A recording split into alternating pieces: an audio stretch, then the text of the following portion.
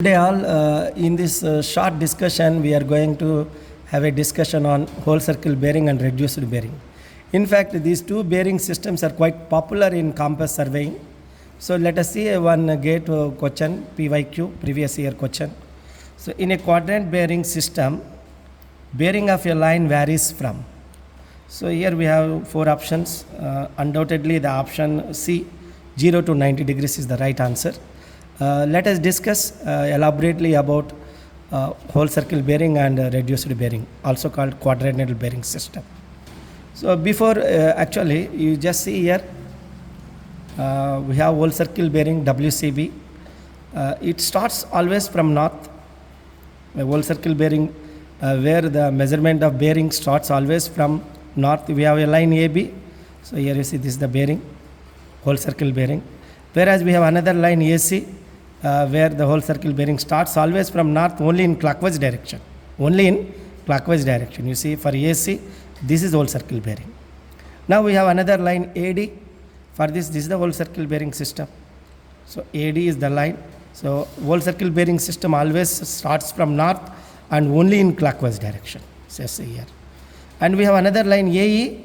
So here you see this is the whole circle bearing, starts from north and going in clockwise direction.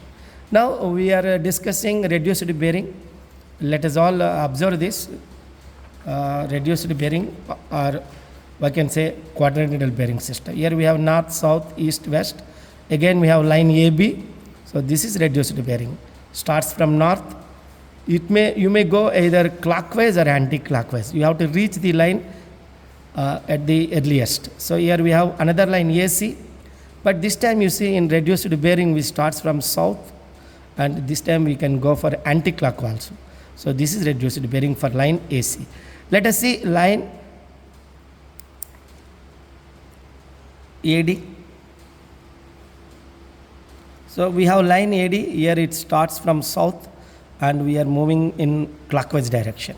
So I told you once again, I repeat you, in reduced bearing we can start from south, north or south, we can go from clock or anti-clock. So now I have another line that is in the fourth quadrant. Here you see we have that is in the another quadrant. We have, you see, northeast quadrant, southeast quadrant, southwest quadrant, northwest quadrant. Now I am discussing about northwest quadrant. Here we have line AC. Now this is the reduced bearing. It starts from north. Now we are moving in anti-clockwise direction.